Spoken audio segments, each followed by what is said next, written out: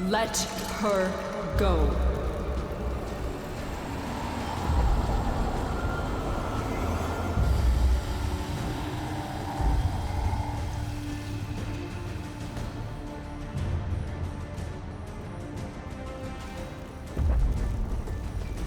If I had a heart, it would be broken.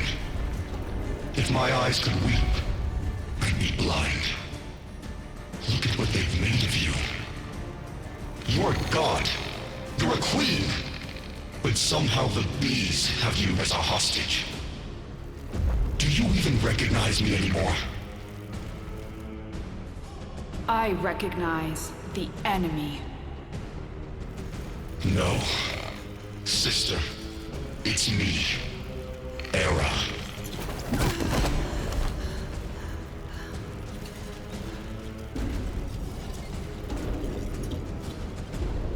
The Makers caught you, unraveled your mind. They're using you to kill us. The Queen of the Aphids, with her eye in the void. But I don't blame you. I blame them. You believe these are your children, but I am the only family you've got left. So choose our family, our people, or these parasites. Choose, Natah. Choose! I am not Natah. I am the Lotus.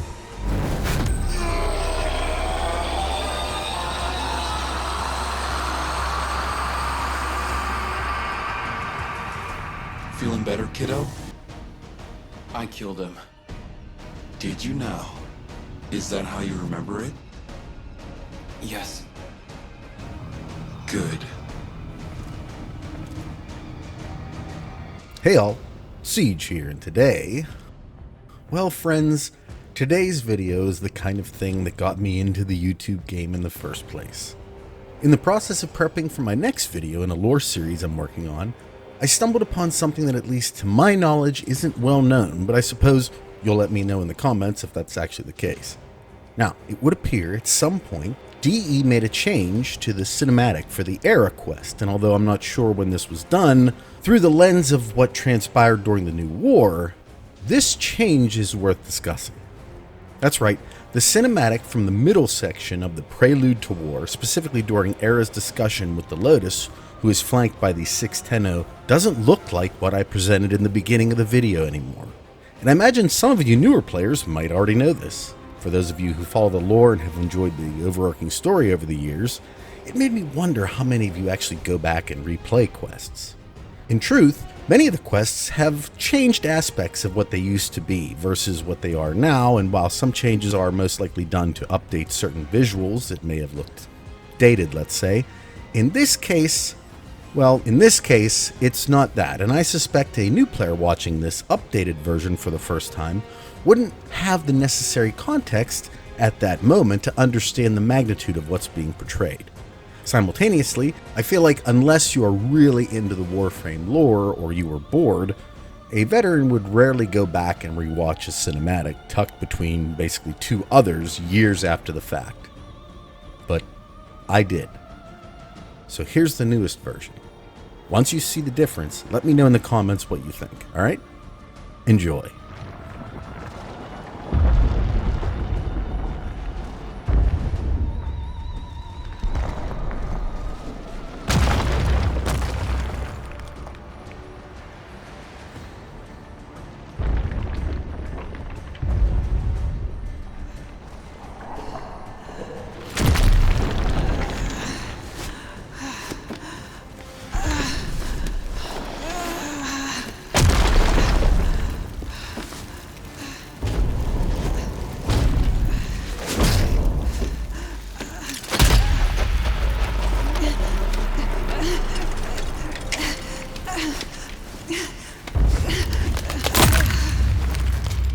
Let her go.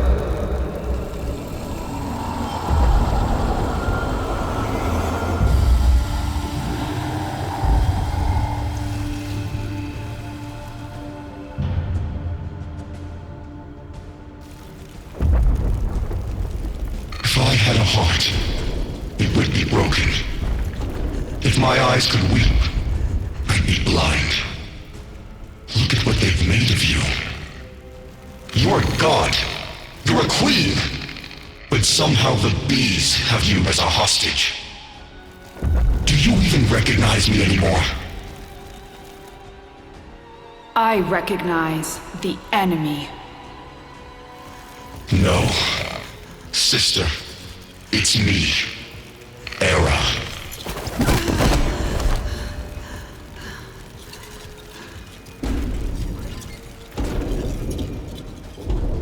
The Makers caught you, unraveled your mind.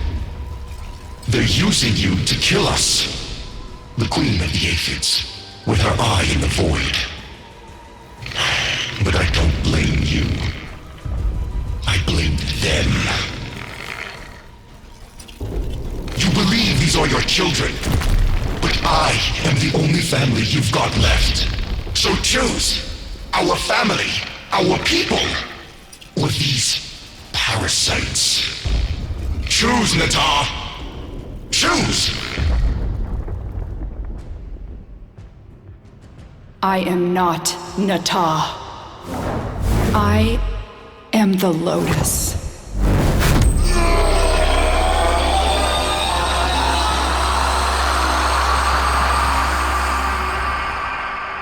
So, did you see it?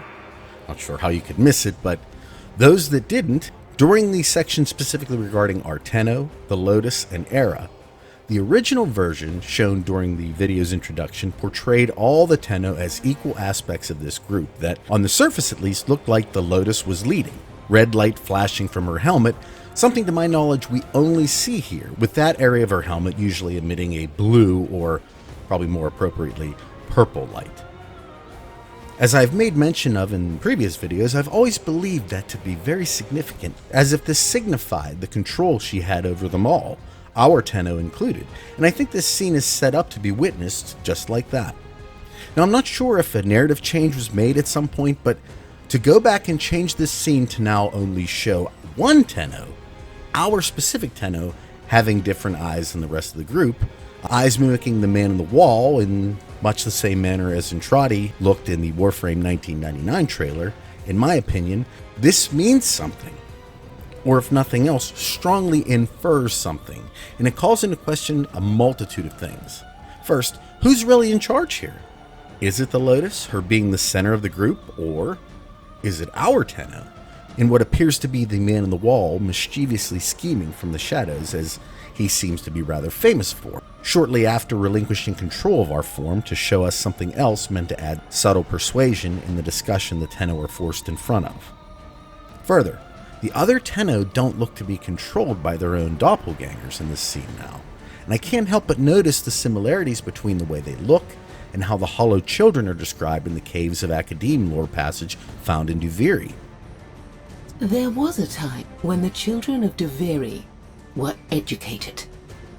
Upon the island of Academe, within its chalky caves, in rough-hewn classrooms lit by burning blue gas, sages taught them everything they would need to know. They learned of the 7 principles, the geometries, the primords, the harmonics and resonances, the sacred stories, and, most importantly, the unquestionable benignity of Dominus Thrax.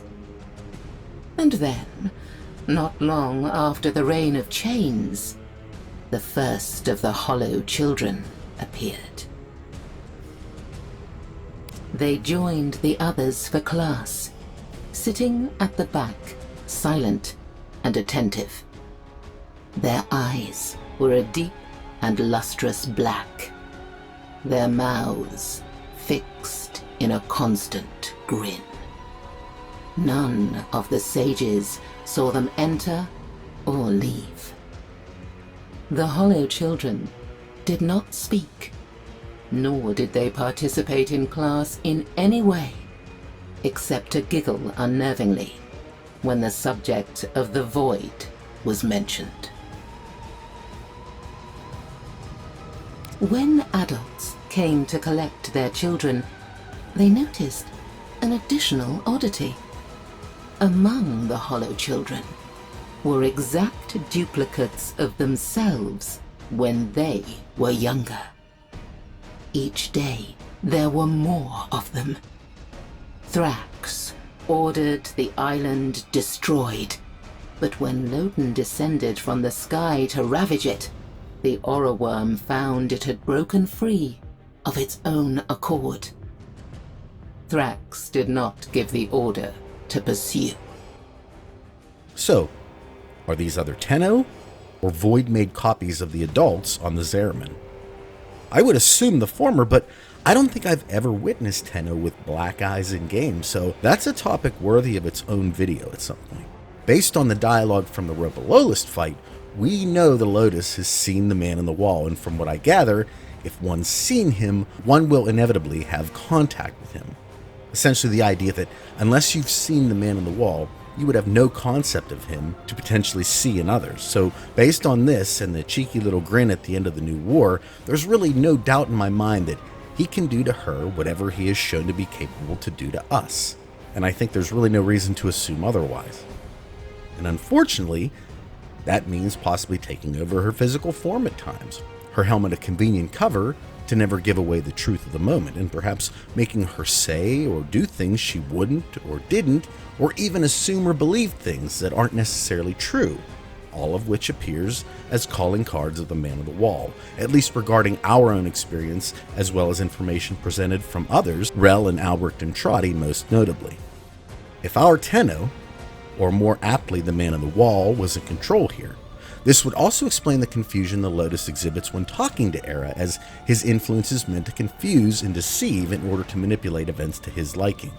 I suppose it's entirely possible even that this change was meant in the same manner, except in a kind of fourth wall break, influencing certain Tenno to see things one way, and others, those with more experience, to remember a different history. Regardless, let me explain why I find this so important. Amazingly enough, it clears up a rather large inconsistency I believed existed in the New War story. That of the handshake, and the idea of multiple Tenno. See, I always wondered if he went to every Tenno on the ship and offered them the deal, like, individually, essentially making good on what Palladino says during the battle against the Man on the Wall at the end of the Chains of Hera. By sacred shadow and righteous blood, blessed Rel! Your aged vessel is dust and your chains are broken. Be free! But the man in the wall, who will... They will have to. All of them. They owe you this. We all do. But how would that play out on the Zariman during the accident? I feel like it would look something like Santa Claus on Christmas, both of which are hard to explain for a very specific reason, one I won't mention here, but if you know, you know. So I had assumed that we took the deal and he gave all the other Tenno power. But the new version of this scene offers another explanation that maybe clarifies this better, and further, the basis of it is actually set up during the New War, specifically when Illyria and Trotty is explaining Presentism versus Eternalism. Temporal Axioms, Unit 6. The Prison of Linear Time. Presentism, the obsolete theory of linear time, posits that now is all that is real. In this frame, the present absolute, the now, moves constantly toward the future and leaves the static past behind, discarded, consigned to unreality. The future remains to be discovered, but is less real than even the past. We see the shadows on the cave wall, but not the hands that cast them. The void offers humanity the truer telling of eternalism, that now is merely a facet of a great block. It is relative, and we can change the frame. The tyranny of the present absolute is overthrown. Tomorrow is now its equal. And it's this visualization of the cube that got me thinking about how the many worlds theory actually works within the Warframe universe. You see, we know it's there in some form or fashion, but I think this explains what's really going on. The Tenno aren't experiencing all the potential timelines, rather they are presented with possibilities, much like writing on the sides of this cube. Now turn the cube one way, one reality pushes forward. Turn it another, and the path changes. This is how all possibilities can exist, but still be experienced in a linear method.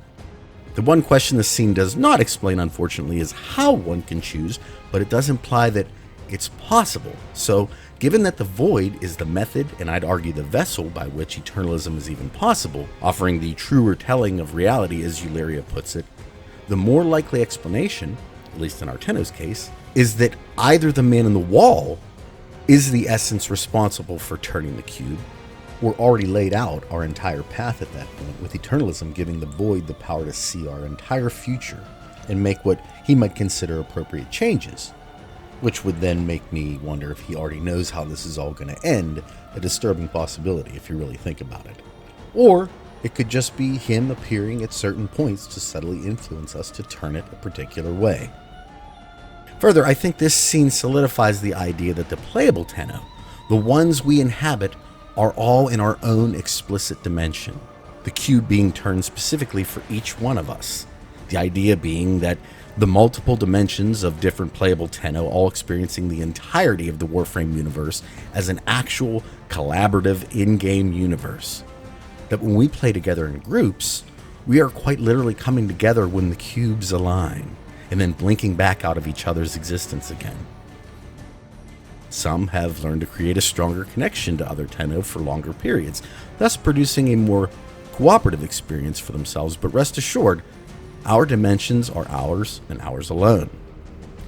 And here's where it gets exciting, or maybe terrifying depending on your perspective.